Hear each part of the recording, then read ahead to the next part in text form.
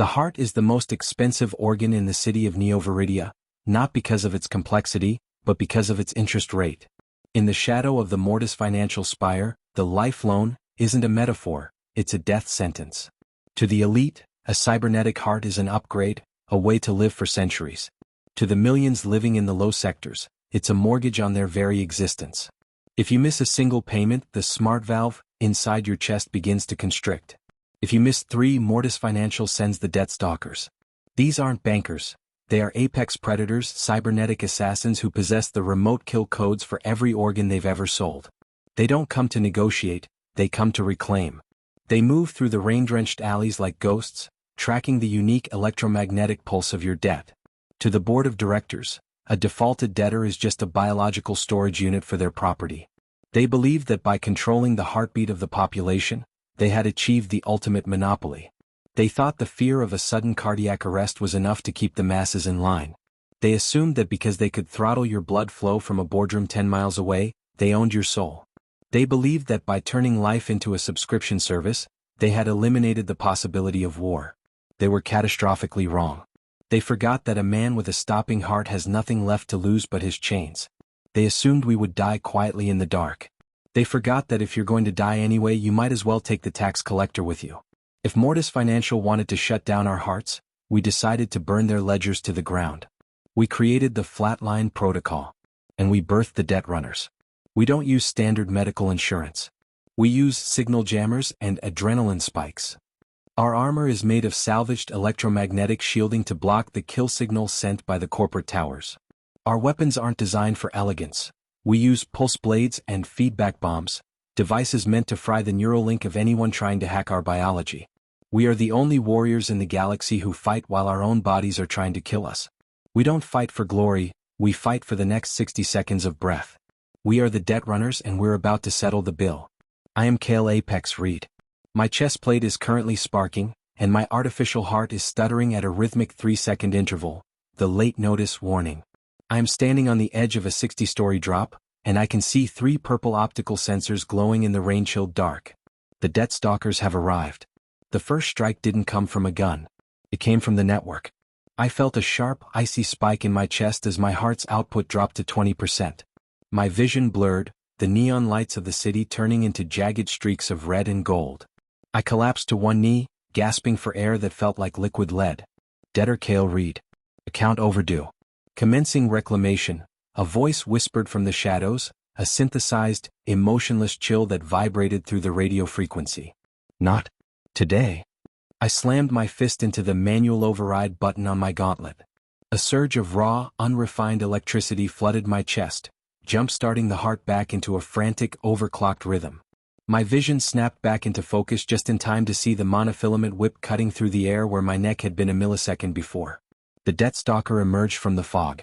It was a nightmare of chrome and carbon fiber, possessing 4 telescopic arms and a faceless, mirrored mask. It didn't breathe, it hissed. It moved with a terrifying insect-like speed, its mag boots clanking against the wet metal of the ledge. Sarah. Jax. Engage the jammers. I roared into the subvocal comms. Runner 2 Sarah, jamming field active. But they're boosting the signal, Kael. The tower is trying to hard reset your nervous system. Runner 3 Jax, I've got 2 more stalkers on the lower balcony. They're using neural darts. Stay mobile or you're a vegetable. I launched myself forward, my pulse blade igniting with a hum of blue energy. The stalker lashed out with its whip, the micro-thin wire slicing through a neon somazine sign, sending a shower of red sparks and glass into the abyss. I dived beneath the swing, the heat of the wire singeing my hair. I wasn't fighting a person, I was fighting an extension of a bank's computer. I drove my blade into the stalker's primary knee joint. The blue energy bypassed its shields, frying the internal servos. The assassin didn't scream, it simply adjusted its center of gravity and kicked me in the chest with its other 3 legs. I flew backward, my back hitting the reinforced glass of the skyscraper with a thud that cracked my ribs. Heart failure imminent. T-minus 60 seconds. My internal HUD flashed in a violent, strobing red. The kill signal had pierced the jammer. My heart began to slow down, the beats becoming heavy and erratic. My limbs felt like they were made of stone. The stalker walked toward me, its violet eyes glowing with a calm, predatory light. It raised a surgical saw, A rotating blade of diamond carbon meant to open my chest and remove the asset. Sarah. Jax, the feedback bomb. Now. I didn't try to stand. I grabbed the stalker's ankle as it reached me. From the floor above, Jax dropped a small pulsing black sphere. It didn't explode with fire, it exploded with data noise. A massive wave of electromagnetic garbage flooded the local area. The stalker's connection to the Mortis-Financial mainframe was violently severed. Without the constant stream of instructions from the god AI in the spire, the assassin froze, its limbs twitching as its processors tried to reboot. I didn't waste the second. I pulled an adrenaline spike from my belt and jammed it directly through my chest plate into the heart's secondary intake. Thump thump. The world didn't just return to normal, it turned white. The synthetic adrenaline flooded my system, overclocking my reflexes by 500%. In my vision, the rain stopped. The falling droplets became stationary crystals. The stalker's slow-motion twitching became a roadmap for destruction. I stood up, my pulse blade glowing so bright it began to melt the hilt. I didn't swing, I carved. I sliced through the stalker's 4 arms in a single fluid motion. I didn't stop there. I grabbed the mirrored mask and ripped it off, revealing a mass of cooling fans and fiber optic cables. I drove my blade into the central processor. The assassin slumped over, its violet eyes going dark. It wasn't dead because it had never been alive. It was just a broken tool of a broken system. Kael. The tower is sending a total erase, burst. Get off the grid. Sarah screamed. Above us, the Mortis-Financial spire began to glow with a terrifying violet light. They weren't just trying to stop my heart anymore.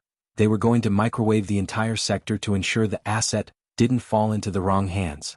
We're not running. We're uploading. I sprinted toward the building's primary satellite link, a massive dish used for high-frequency trading and debt tracking. I didn't use a keyboard. I used a logic virus we had spent months coding in the basements of the low sectors. I slammed the virus drive into the link. Upload the painful decree. Unlock every heart in the city. The virus hit the network like a tidal wave. It didn't just delete my debt, it attacked the very concept of the lifeline. It found every smart valve, every kill signal, and every remote link in the corporate database and set their status to account settled. The violet light on the spire flickered. The total erase burst died in the cradle. Across Neo-Veridia, millions of people felt a sudden, strange sensation. The smart valves in their chests, which had been tight for years, suddenly opened wide. The heart tax was gone. The constant rhythmic fear that had defined their lives was replaced by a beautiful, terrifying freedom. I stood on the roof, my armor hissing as the adrenaline spike ran dry. My heart returned to a normal, steady beat, not because the corporation allowed it but because the link was dead. I looked at the Mortis-Financial spire. It was no longer a temple of gods. It was just an office building with a lot of broken computers. The Debt-Stalkers in the lower balcony stopped moving. Their master code had been overwritten. They stood like statues in the rain, their faceless masks reflecting the neon lights of a city that was no longer paying interest. Sarah. Jax. Check the ledger, I rasped, falling back against the satellite dish. I'm here, Kael. The database is a ghost town. Every account is green. We just bankrupted the biggest bank in the galaxy. Still breathing. The stalkers are offline. We've gone off-book, boss. We're truly off-book. I looked out at the neon abyss. The rain was still falling, the city was still loud, and the corporations were still there, but the heartbeat of the people was no longer their property. We had walked into the jaws of the tax collector and we had pulled out his teeth. Humanity has proven the ultimate truth of the corporate shadow war. You can put a price on the lung. You can put a mortgage on the heart. You can tell us that our very existence is a loan that must be repaid. But we are the species that knows how to default with style. We are the debt runners. And from this moment on, we breathe for ourselves. The LED on my chest plate turned green. The warning was gone. The heart was mine. The rain is cold, but the pulse is strong. We're walking out of the shadows, and for the first time in history, the walk is free.